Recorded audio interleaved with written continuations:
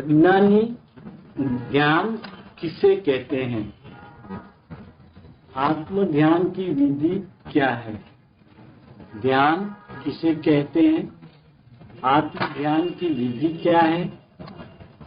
ध्यान के ध्येय का स्पष्टीकरण कीजिए। ध्यान किसे कहते हैं? हाँ जी। आत्म ध्यान की विधि क्या है? ध्यान के ध्येय का स्पष्टीकरण। ध्यान का लक्षण है एकाग्र संचेतन लक्षण, एकाग्र चिंता निरोध। इसे तत्वार्थ सूत्र में एकाग्र चिंता निरोधो ध्यानम। किसी एक पदार्थ अथवा उसकी अवस्था में उपयोग का एकाग्र होना, उसका नाम ध्यान है। अंतर्मुहूर्त पर्यंत, अंतर्मुहूर्त पर्यंत उपयोग का किसी एक भाव में, एक पदार्थ में, द्रव्य में, गुण में, पर्याय में, इसी में एकाग्र होना, उसका नाम ध्यान। अंतर्मुहूर्त पर्यंत लक्षण तो सब में यही घटित होता है। अब वो ध्यान शुभ और अशुभ ऐसा दो प्रकार का होता है, आर्त ध्यान और रौद्र ध्यान। आर्त ध्यान में ना आर्त रूप परिणाम, आर्त परिणाम, दुखी परिणाम, तो आर्त ध्यान। इसके हर एक के चार भेद हैं बराबर। इष्ट वियोग, अनिष्ट संयोग, पीड़ा चिंतन और निदान बंध। ये तो आर्त ध्यान के भेद। इष्ट वियोग, इष्ट का वियोग हो तब उसमें शोक करना, विलाप करना। अंतर्मुहूर्त, अंतर्मुहूर्त मैंने वो पूरा अंतर्मुहूर्त नहीं, अंतर्मुहूर्त के तीन भेद हैं। हाँ जी। जघन्य, मध्यम और उत्कृष्ट। तो उसमें से मध्यम अंतर्मुहूर्त, उसके पीड़ा का चिंतन करना, शोक का, विरह का, वियोग का, तो वो तो इष्ट वियोग।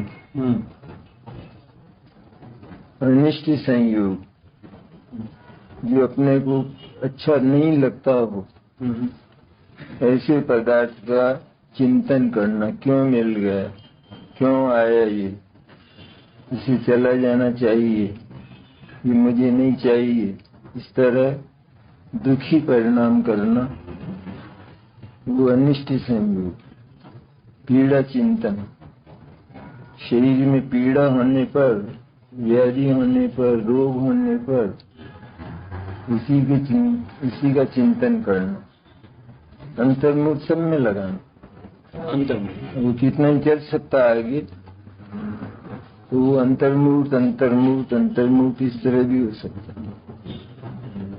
और निदान बंध, आगामी काल के लिए भोगों की आकांक्षा करना, ये निदान बंध। इसी तरह रौद्र ध्यान, वो भी अशुभ होता है। हिंसानंद, मृषानंद, चौर्यानंद और परिग्रहानंद।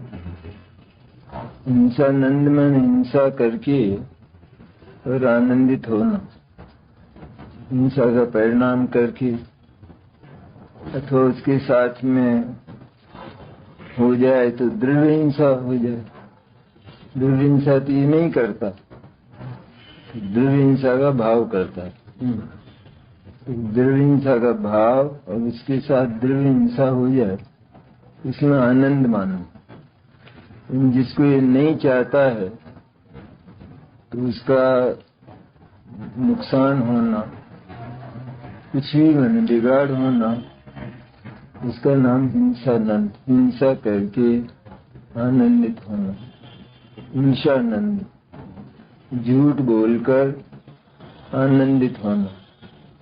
झूठ बोलने से कोई वस्तु मिल जाए, झूठ से तो मिली नहीं, पूर्व योग से मिलती है, लेकिन वो झूठ बोलकर आनंदित होता है ना व्यक्ति। व्यवसाय में कहीं भी अपनी इष्ट की सिद्धि के लिए किसी भी तरह चौर्यानंद, चोरी करके आनंदित होना। और परिग्रहानंद, परिग्रह का संचय जितना हो उससे और अधिक होता जाए, इसमें आनंदित होना, ये परिग्रहानंद। ये आर्त ध्यान और रौद्र ध्यान अशुभ होते हैं। मुनिराज को रौद्र ध्यान नहीं होता, आर्त ध्यान हो सकता, लेकिन वो भी शुभ होता है। ये संग में किसी आचार्य का वियोग हो जाए तो मुनिराजों को उसमें दुख का वेदन होता है, लेकिन है वो शुभ रूप। अथवा किसी मुनि राज का ही वियोग हो जाए तो उसमें आचार्य को भी विचार आवे तो वो मुनिराज को भी होता है, निदान बंद मुनिराज को नहीं होता।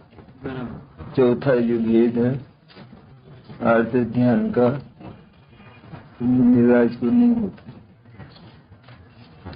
अब दूसरे जो शुभ ध्यान है, जो केवल आत्मा में एकाग्र संचेतन लक्षण वाले, इसमें आत्मा को अग्र करके, माने एकमात्र आत्मा में उपयोग को लगाकर, और जो अवस्था होती है स्वसंवेदन रूप, निर्विकल्प समाधि रूप जो अवस्था होती है, वो भी अंतर्मुख।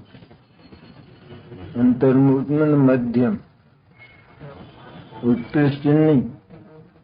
ये उत्कृष्ट होता है तो केवल ज्ञान हो जाता है, इसलिए मध्यम अंतर्मुख पर्यंत आत्मा का एकाग्र संचेतन, शुद्धात्मा की अनुभूति, आनंद में अनुभूति, यह आनंद होता है अतीन्द्रिय वास्तविक।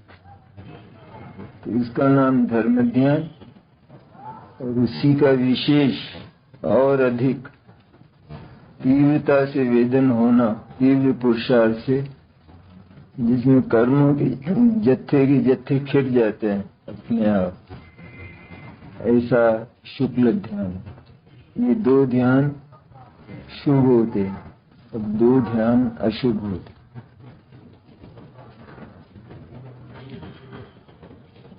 अंतर्मुहूर्त होता है, मैंने एक मुहूर्त होता है 48 मिनट का,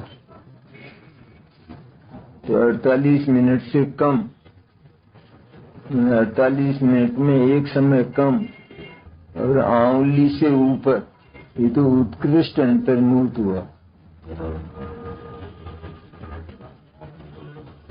आंवली मैंने ये परिणाम योग का शब्द है, समय का परिमाण है। आंवली से ऊपर का जो समय है, एक समय ऊपर, वो जगन्य अंतर्मुहूर्त। इन दोनों के बीच में 48 मिनट से एक समय कम और आंवली के एक समय से और ऊपर, वो सब मध्यम अंतर्मुहूर्त के भेद। और आंवली किसे कहते हैं कि एक श्वास में संख्यात आंवली होती है। अपन जो एक श्वास लेते हैं, श्वास उच्छ्वास, इसमें संख्यात आंवली होती है। ये अपने आगम की परिभाषा है। श्वास उच्छ्वास किसे कहते हैं? एक स्वस्थ पुरुष की नाड़ी जितने समय में एक बार चलती है, उतने समय को श्वासोच्छ्वास कहते हैं। एक स्वस्थ एक स्वस्थ पुरुष की नाड़ी जितने समय में एक बार चलती है उसको एक श्वासोच्छ्वास कहते हैं। और एक मुहूर्त में 3773 श्वासोच्छ्वास होते हैं। 3773 37 अंतर्मुहूर्त। आंगुली से ऊपर के समय को आंगुली से ऊपर और मुहूर्त से कम समय को अंतर्मुहूर्त कहते हैं। आंगुली से ऊपर मैंने एक समय, एक श्वास में संख्यात आंगुली होती है। संख्यात, असंख्यात और अनंत ये अपने यहाँ मैथमेटिक्स के भेद हैं। संख्यात माने जिसकी संख्या हो, असंख्यात माने जिस संख्या में नहीं आवे, और अनंत माने जिनका अंत ना हो, ऐसा अनंत।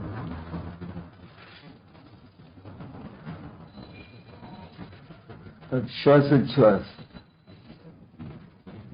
एक स्वस्थ पुरुष की नाड़ी जितने समय में एक बार चलती है उसे एक श्वासोच्छ्वास कहते हैं। और चौथा, एक मुहूर्त में 3773 3773 श्वासोच्छ्वास होते हैं। तो अंतर मुहूर्त में उससे कम होंगे, 36 से 85 या कुछ ऐसा आता है।